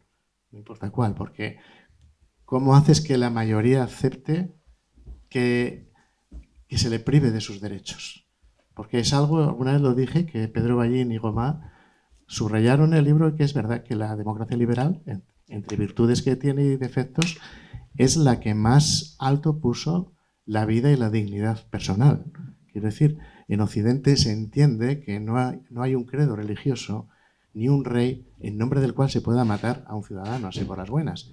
En un conflicto, el que tiene un rehén occidental tiene un tesoro, porque aquí la vida vale mucho. ¿Cómo haces que esta misma gente llegue a aceptar que eso no sea así? Pues entrenándola. En vez de hablar de la vida humana, de la dignidad humana, vamos a hablar de los moros, de los gitanos, de los ocupas, de los inmigrantes. En cuanto acostumbras a la gente que hay un grupo humano al que le puedes quitar toda esa dignidad, todos esos derechos, ya solo tienes que, si convences a la gente de que los maricones no deberían estar aquí, pues una vez que están convencidos, puedes llamar maricón a cualquiera y le quitas ese derecho a cualquiera y ya está entrenado. Siempre necesitaron brujas para poder acusar de brujería a cualquiera. Esto es una constante. Me gusta mucho que lo hayas mencionado. Y bueno, no sé, preguntad algo a Pablo. Sí, claro. Me pasó que es lo que César Rendueles llama la utopía educativa, que es otra cosa que nos pasa en la izquierda, ¿no? Que es, y me acordé ahora por lo que comentabas de la verdad, ¿no? O sea, nosotros creemos que con decir la verdad ya basta, ¿no? La verdad triunfa por sí sola y que la revolución o la justicia es un problema de comunicación, ¿no? Y al final no es así, ¿no? O sea, y de hecho vemos, pues, por ejemplo, ¿no? Con el cambio climático, en algún momento hemos tenido la esperanza de, bueno, cuando el cambio climático sea demasiado evidente, esta gente caerá del guindo y se volverá toda ecologista de golpe, ¿no? Y no se está volviendo ecologista en absoluto, sino que está inventándose supercherías de que sí, el planeta se calienta, pero es porque con una máquina insospechada del profesor Bacterio están provocando que el clima se caliente por no sé qué había esa intención, ¿no? O están sembrando el cielo de chemtrails o no sé qué, ¿no? O sea, encuentran la manera de seguir odiando a los mismos y de seguir siendo el mismo colectivo. O sea, no se lanzan en masa a rodear a esa Cassandra que siempre dijo la verdad, sino que siguen siendo exactamente el mismo grupo con los mismos odios, pero encuentran la manera de seguir creyendo las mismas cosas, ¿no? O sea, la mente tiene esta capacidad lo que hace maravilloso el cerebro humano, que es pues la capacidad de escribir sinfonías y de llegar a la luna y de cosas de estas, también es lo que lo hace terrible, que es una tremenda capacidad para inventarse siempre las historias que te permitan seguir sustentando aquello en lo que creías, ¿no? O sea, antes que abandonar la secta, disonancia cognitiva, ¿no? Tú vas a desarrollar la explicación que te permita seguir creyendo lo mismo, ¿no? O sea, nos dijeron que el ovni que nos iba a rescatar venía el 31 de diciembre de tal año. El 31 de diciembre no vino el ovni, no dejamos de creer, ¿no? Sino que vamos a pensar la manera con la cual podemos seguir creyendo lo mismo antes que enfrentarnos a la desoladora realidad de que estuvimos creyendo una mentira, ¿no? Y es decir, no rezamos lo suficiente, no leímos correctamente los augurios, ahora que si los leemos correctamente el ovni va a venir dentro de 3 años... no sé qué más, ¿no? O sea, la mente siempre tiene esta capacidad de seguir encontrando la manera de creer en las mismas cosas, ¿no? Y la verdad no funciona por sí sola, ¿no? Y muchas veces, pues otra cosa en la que esta gente es incoherente, ¿no? Y que también lo era hace un siglo en el fascismo histórico, ¿no? Esto te lo cuentan profesores de secundaria, ¿no? Sorprendidos, ¿no? Dice, joder, es que fulanito de tal, alumno mío, es de Vox, es de ultraderecha, es un alumno pues, particularmente destacado por eso, y habla contra los moros, pero resulta que su mejor amigo se llama Mohamed y es marroquí. ¿Cómo puede ser, no? Y tú le confrontas por eso y él te dice, no, pero a mi Moja que no me lo toque, Moja es mi amigo. O sea, Moja no es un moro de esos. Sí.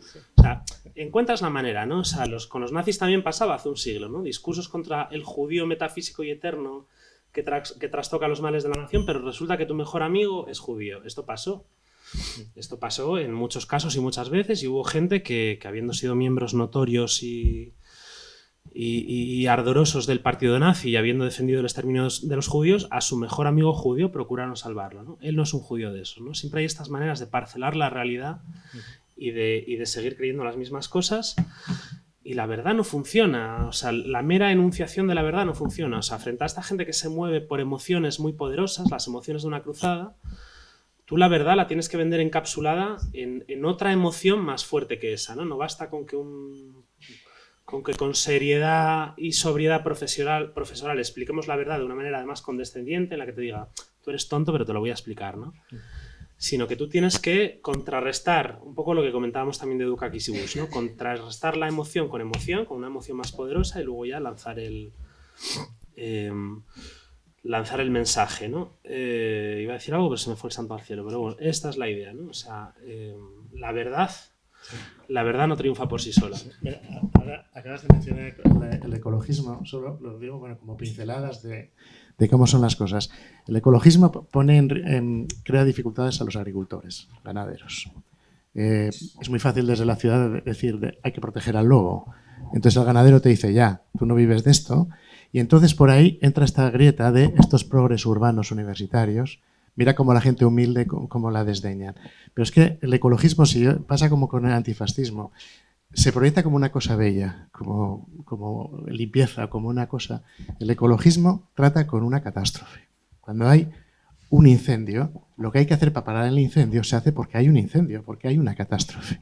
Entonces, ¿por qué hablamos de medidas proteccionistas, de medio ambiente y demás? ¿Porque somos muy guays y queremos un mundo maravilloso? No, porque estamos en una catástrofe. ¿Y quién tiene que pagar el pato de esa catástrofe? ¿Los ganaderos? No, lo tendremos que pagar entre todos. No el que está en primera línea de la catástrofe. Esto los ganaderos lo pueden entender. Y si no lo entienden, por lo menos en la ciudad sí me lo van a entender. Que yo sí quiero proteger estoy diciendo que no son ellos los que tienen. Pero no es este el enfoque que se le da como algo que todos vamos a vivir mucho mejor, ¿no? Es que, dilo de forma negativa, es que si hay un terremoto, ¿qué quieres hacer? Pues tienes que actuar contra la catástrofe en clave negativa. Y tendremos que ser solidarios con aquel al que le cae la catástrofe encima, que es efectivamente el del sector primario. Pero fíjate que este enmarque la izquierda no lo hace. Y esto se hace sentándose, haciendo líneas argumentativas, líneas de trabajo, campañas y demás, pero hay que hacerlo. Ellos lo hacen internacionalmente. Por eso todos dicen lo mismo. Es que además se da esa paradoja, ¿no? La izquierda no planifica. Nosotros que somos los de la planificación socialista no planificamos, y ellos que son los del liberalismo lo tienen todo planificadísimo, ¿no? Esto pasó también Ya tenemos la verdad. Claro. Esto pasó también en su momento con la caída de la URSS y demás, ¿no? O sea, se daba la paradoja de que el mundo capitalista planificaba, además con las nuevas técnicas informáticas que surgían, de una manera súper precisa la realidad y era la Unión Soviética, el paraíso de la planificación, la que caía porque no estaba planificando una mierda y aquello estaba manga por hombro y tal, ¿no? O sea, eran estas paradojas también, ¿no? No, y quería contar una anécdota que se me pasó contar antes también muy buena, ¿no?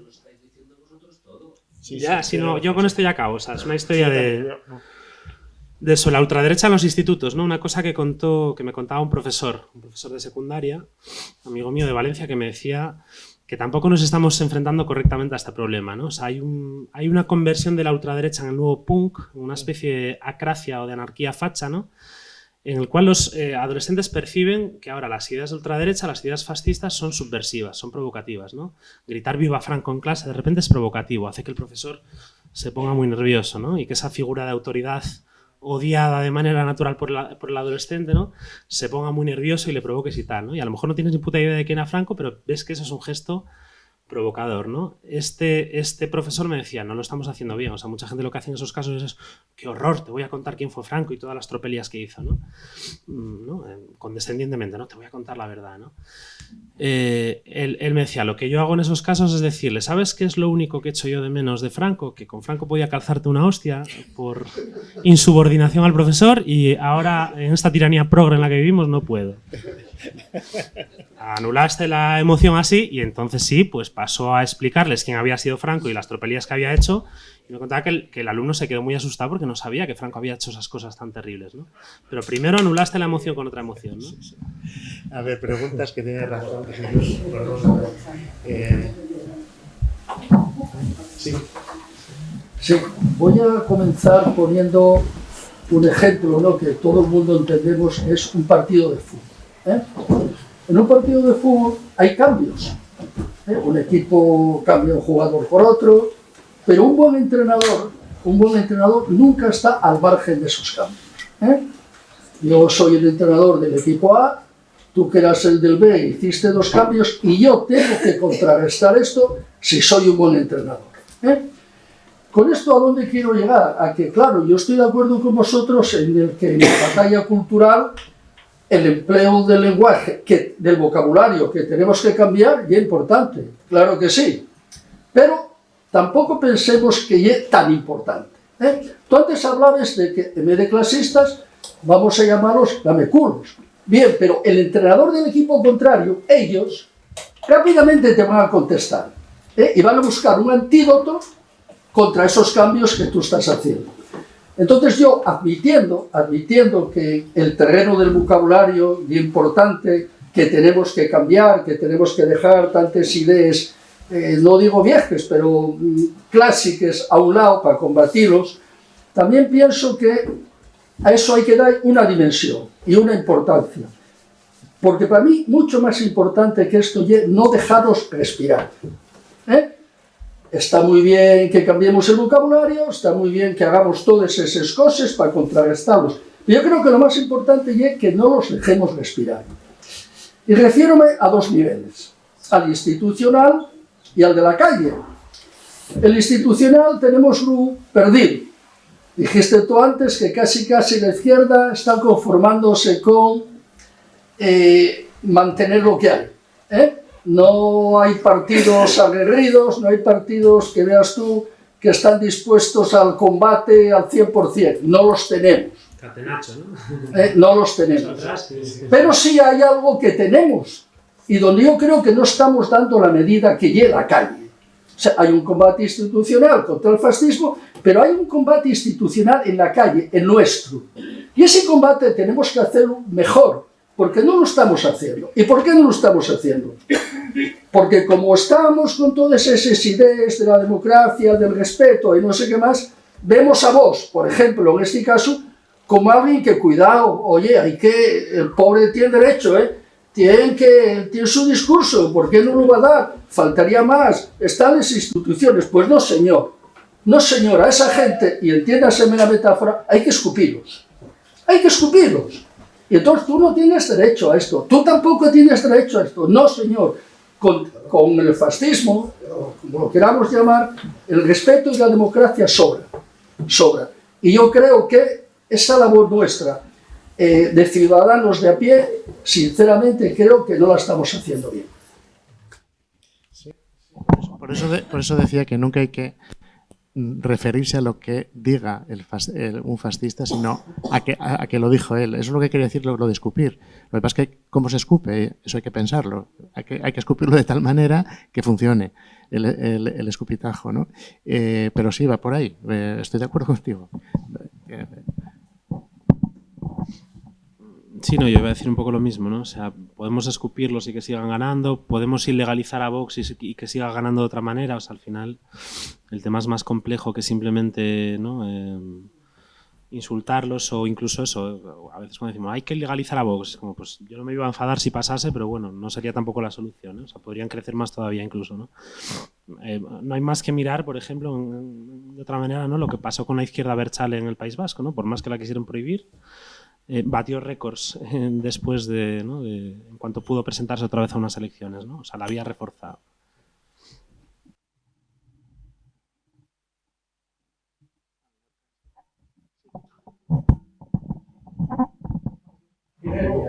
Antes de nada, felicitar por la extraordinaria intervención de la mesa, desde la presidenta hasta vosotros, porque efectivamente una cosa son las expectativas y otra cosa son, digamos, la práctica política diaria, ¿no?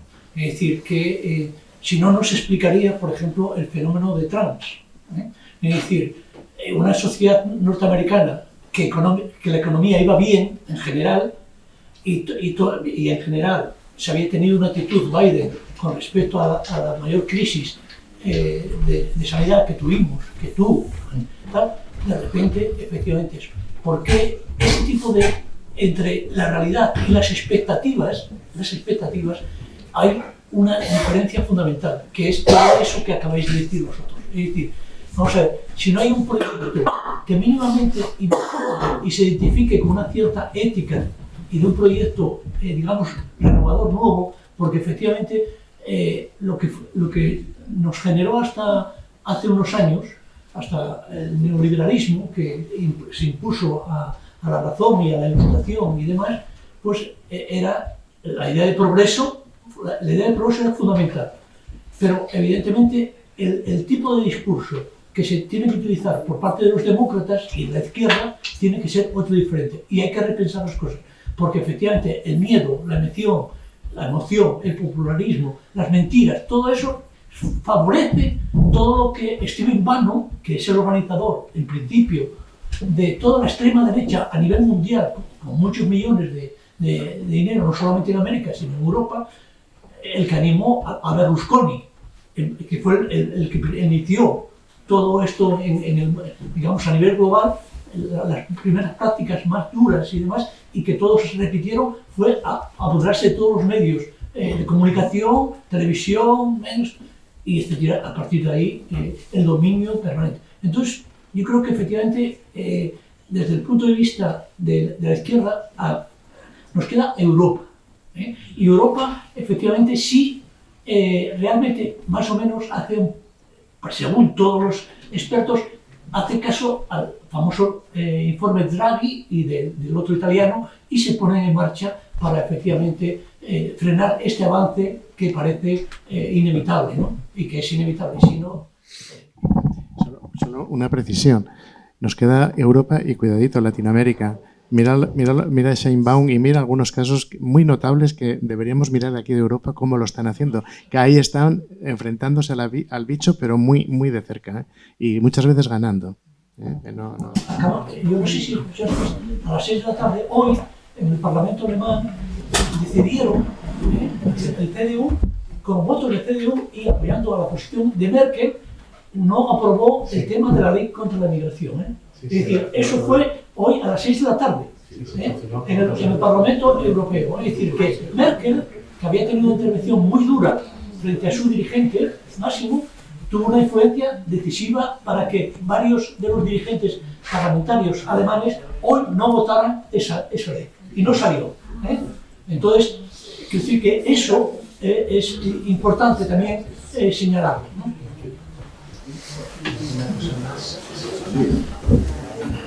Bueno, yo quería hacer nada más que estando de acuerdo en el diagnóstico, estando de acuerdo en la importancia del lenguaje, estando de acuerdo en que hay que superar a las emociones con otras emociones más fuertes. Acabo de ver qué puede hacer la izquierda, aparte de lo que dijo el compañero de atrás, de ir a la calle y no dejarles ni respirar. Aparte de eso, ¿qué estrategia se ve? Porque, claro, yo veo dificultades en decir, bueno, hay que hacer lo mismo que el PC en el momento de la transición democrática. Se trataba efectivamente en ese momento de hacer esa táctica, pero al mismo tiempo empezaste tu discurso diciendo que a Kamala Harris no le funcionó el aliarse con Chutney ni con Schwarzenegger ni con nadie, claro. Es decir, que esa receta de decir vamos a aliarnos con los más hijos de puta que podamos encontrar en el camino y así podemos efectivamente ganarles la batalla a base de hostias, ¿no? Es decir, rompemos las hostialidades mañana mismo.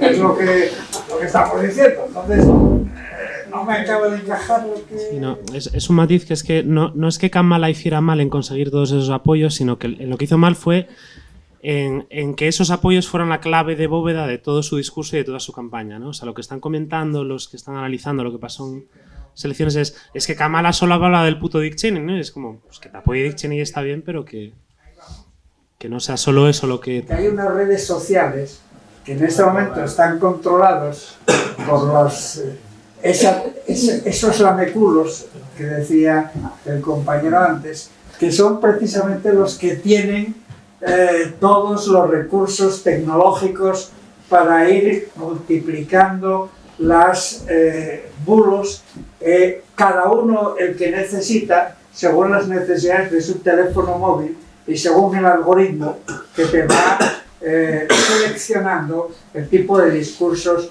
que quieres ver. Entonces, claro, es una alianza fatal. Yo espero que esa alianza, como tiene ciertas dificultades, acaben por sus propias ambiciones, pues rompiéndose internamente, y seguramente es la única solución.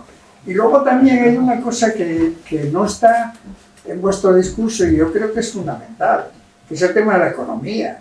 El problema de Biden es que lo que le derrotó propiamente fue la inflación, fue que la gente estaba empezando a vivir peor económicamente y eso es lo que hizo que un sector que la primera vez era republicano pero no votaron republicanos, empezaron a votarles por la economía exclusivamente. Entonces, claro, el tema de la economía es en Estados Unidos muy diferente de lo que pueda ser efectivamente en Europa, y es que el banco emisor en este momento ha perdido.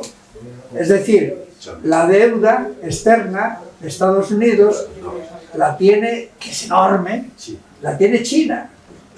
Y entonces en este momento, ¿qué es lo que pasa? Que todo esto de vamos a cambiar el patrón económico. El patrón económico que recién hasta el 70 era el patrón oro. En el año 70 se cambió por el patrón dólar. Todavía estamos con el patrón dólar.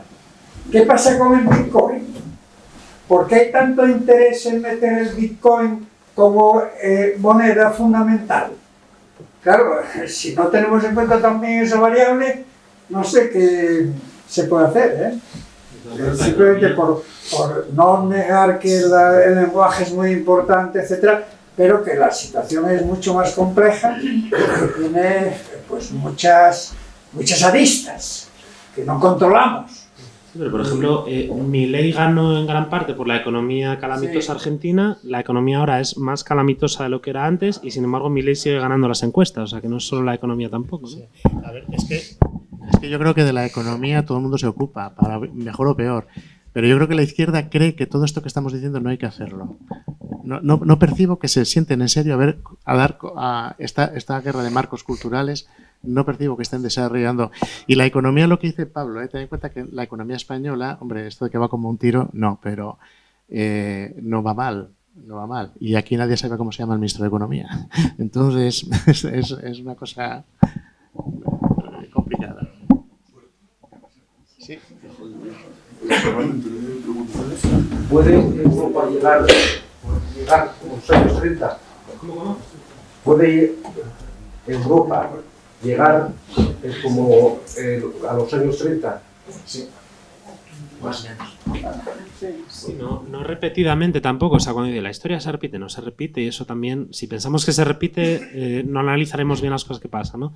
Pero rima, o sea, la historia no se repite, pero rima, ¿no? La historia es una magistra vitae, ¿no? Una maestra de vida, no porque aprendamos de ella que lo que pasó en los años 30 hay una fatalidad que va a hacer que pase ahora, sino porque al final hay constantes humanas, procesos humanos, pasiones humanas que son bastante constantes a lo largo de la historia y que te pueden hacer intuir más o menos por dónde van a ir los tiros. Luego, pues tampoco irán exactamente por dónde fueron, ¿no? A lo mejor no acaba habiendo campos de exterminio, o se montan de otra manera, es que al final, pues eso, o sea, la historia no se repite, rima. Pero puede haber bronca entre Hungría y Polonia, entre Alemania, Francia, Italia.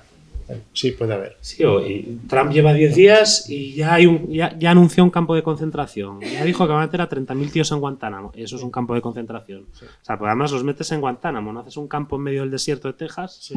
Sino que los llevas a donde no haya habeas corpus, a donde no rigen las mismas leyes que en Estados Unidos, etcétera, ¿no? Campo de concentración, pues ya está pasando, ¿no? Todos esos que nos decían, no, esto no es fascismo, pues se está siguiendo todos los pasos, ¿no? ¿Qué os parece a vosotros el fenómeno este chino de Dick Craig, que acabó con Nvidia, que efectivamente perdió el mayor golpe económico que hubo para Silicon Valley y para todos los grandes eso, y fue al poco tiempo de que Trump tomó la posición, y era como un poco respuesta a los fanfarrones de las nuevas tecnologías, Elon Musk, ¿no? Sobre todo, y a Amazon, a Google y demás, ¿no? ¿Qué os parece la respuesta china? Sí, yo leía ayer el dato de que, o sea, yo estos son mundos que se me escapan y que no entiendo bien, ¿no? Pero leí ayer el dato de que el entrenamiento final de uno de estos modelos de inteligencia artificial, como la última prueba antes de lanzarlo, ¿no? En China costó $5,6 millones y eso en Estados Unidos es el sueldo medio de un directivo de empresa de IA, y ahí lo que cuesta lanzar un entrenamiento final son entre 100 y 1.000 millones de dólares. O sea, la sacada de chorra es de órdago, y eso no sé las implicaciones mayores cosmogónicas que tenga eso, pero yo eso en sí lo disfruto, la verdad. Hay dos. Al hilo de lo que estoy escuchando, viene a ser, aquí estamos hablando ya de que sí hay que ser tolerantes con los intolerantes. Yo creo que lo que planteaba Fermino al final, es decir, oye, pues habrá que hacer o no hacer. Sí, yo coincido con usted, o contigo con el tema. ¿Es la economía estúpida si es la economía? Incluso Milei, que es un bárbaro, pero viene con uno de recoger la porquería que tiraron otros gobiernos desastrosos, ladrones, donde llevaron a Argentina a una inflación, a una superinflación, y ahora la tiene controlada. Claro. A base de empobrecer a la gente. Pero lo tiene controlada, y con lo que al final eso dice vende tal, y luego tiene los apoyos de los que tienen el dinero. Y yo, se me ocurre, como cruzada, se me podría ocurrir, pues igual que hay una aporafobia, porque al final esta gente va contra los pobres y tal, pues yo no digo que vayamos contra los ricos, pero ¿sabes qué? Pues sí. Que hablamos, y a mí me preocupa que hay un tío que gana 56.000 millones de salario y que nadie de aquí, que es que ya como esa domesticación que ya tenemos, digamos, metida adentro, ¿no? Es decir, pues oye, un tío que gana 56.000 millones, que haya el 1% de los ricos de este mundo tenga más de la mitad de la riqueza del mundo, y que aquí nos parezca, pues ya lo tengamos tan asumido que, oye, una revolución francesa, ya no digo que tenga que llegar, que debería llegar casi, pero bueno, no está el BOE, están otros organismos, y están los impuestos, y hay que empezar a hacer cosas por ahí, porque es que es una barbaridad que alguien gane 200 millones, 300 millones, 400 millones de euros, o miles de millones de dólares, y que aquí eso, digamos, pues vaya bien. A mí una cosa que me da rabia es la percepción de cuando gana la ultraderecha, pasan cosas desde el primer día y hasta los golfos cambian de nombre, ¿no? O sea, batería de decretos ley para hacer tropecientas mil cosas horribles y tal, ¿no? Hasta los golfos cambian de nombre. Cuando gana la izquierda, pues bueno, vamos a ir viendo a ver si conseguimos hacer la mitad de lo que propusimos y cómo y tal y no sé qué y eso. Pues 50 eurinos más de salario mínimo, que está muy bien. Media hora menos de jornada laboral, que está muy bien, pero eso son como cachigalines, ¿no? Frente a estos que llegan y ¡pumba! O sea, a cambiar los mapas. O sea. Bueno, primero, muy interesante y sugerente, digamos, la charla y el diálogo entre los ponentes. Y simultáneamente, digamos, pues un derrumbe emocional y de lo que llamaríamos aspectos de la formación clásica para entender el mundo. Tengo la impresión, no sé, que el concepto básico del materialismo y las razones económicas como elemento fundamental que entra como una cirugía para entender el mundo se sustituye por la antropología y por la psicología social, porque el miedo y la incertidumbre son los dos grandes factores que están motivando y propiciando la manipulación de las conciencias y una manera nueva de entender el mundo y la política. No sé si esto que estoy diciendo tiene algo de sentido. Y luego otro aspecto también distinto a cuestiones propositivas. Una opinión sobre el tema del cordón sanitario. Tengo la impresión que si hiciese un pequeño estudio de cómo los chequeos sanitarios han sido no exitosos en diferentes aplicaciones y en diferentes sitios, seguramente no llegaríamos a unas conclusiones muy halagadoras. Posiblemente sí tienen un valor temporal, a plazo fijo, pero difícilmente son capaces de alterar las raíces profundas que están en el fondo de esas manifestaciones. No sé si... Sí, claro, o sea, la cosa del cordón sanitario es necesario, pero no es, o sea, no es decir, con el cordón sanitario ya basta, ¿no? O sea, tú tienes que curar la enfermedad también, ¿no? O sea, tienes que acordonarla, hacerle una cuarentena, pero también tienes que ocuparte de curarla y eso muchas veces no lo hacemos, ¿no? Es como mientras no gobiernen todo está bien, ¿no? Y es, bueno, hay que ir a atacar las raíces de lo que está haciendo que esa gente crezca, ¿no? Y en cuanto a lo de lo material y lo cultural, ¿no? O sea, lo material genera lo cultural genera lo material. Aquí hay una imagen muy buena de Gustavo Bueno, que no es santo de mi devoción para nada, pero bueno, a veces decía cosas brillantes. Y decía él, ¿no? O sea, tendemos a pensar en la base y la superestructura como los cimientos de un edificio y la fachada y las vigas del edificio, ¿no? O sea, lo que sostiene y luego lo que le pones encima, ¿no? O sea, la metáfora no tiene que ser ingenieril, sino que tiene que ser la rama que segrega las hojas y las segrega efectivamente, pero las hojas también insuflan vida a la rama, ¿no? O sea, es una relación dialéctica en la cual esa economía que es la rama segrega las hojas, que son lo cultural, pero la rama no puede vivir tampoco sin el aporte que le dan las hojas, ¿no? O sea, es una relación simbiótica. Hay que pensar más así que eso. La economía es lo importante y luego lo cultural vendrá por añadidura. Eso es una imagen incorrecta, yo creo, ¿no? O sea, la economía, por supuesto, es muy importante, pero trabajar lo cultural es tan importante como trabajar lo económico porque las dos cosas están ayudándose, fomentándose y hay una relación simbiótica la una con la otra, ¿no?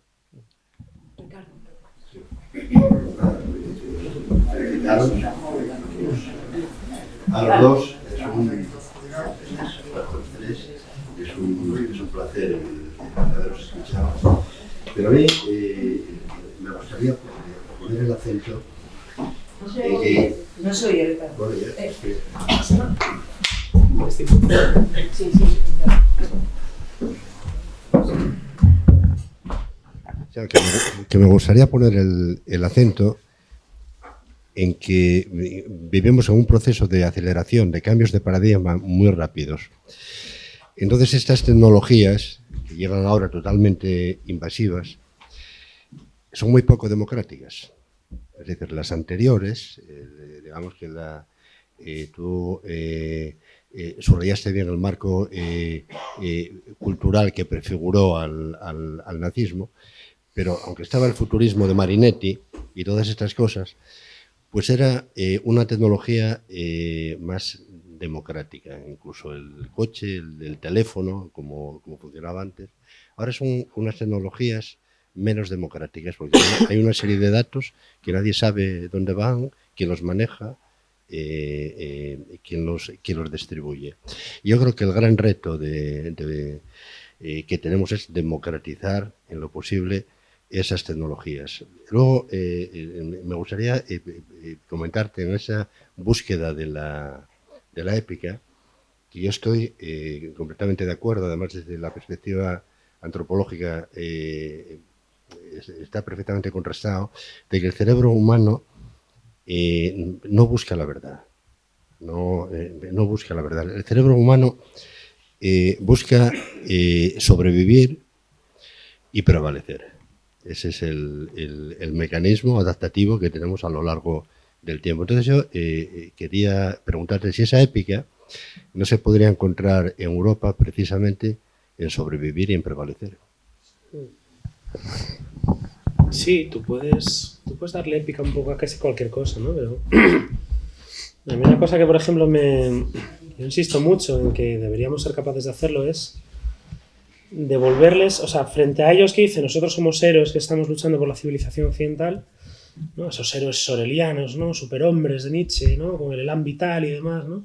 Todo eso que siempre le funcionó también al fascismo y le sigue funcionando bien, es darle la vuelta y es decir, no, el héroe soreliano, el superhombre que agarra la realidad y la moldea a su gusto, es un gay que sale del armario y que se enfrenta a lo que sea con tal de vivir su vida como quiere y se va de casa y le echan de casa y sobrevive. Eso es un superhombre nietzscheano, ¿no? Y no mierdas como Pascal, ¿no? Que no hizo ni la mili, ¿no? Un héroe soreliano es los bomberos que apagan los incendios del cambio climático, que están apareciendo incendios de nueva generación que ya son inapagables, pero hay bomberos apagándolos.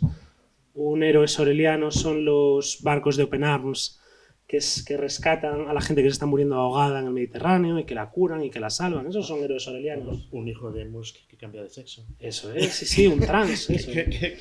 Yo voy a...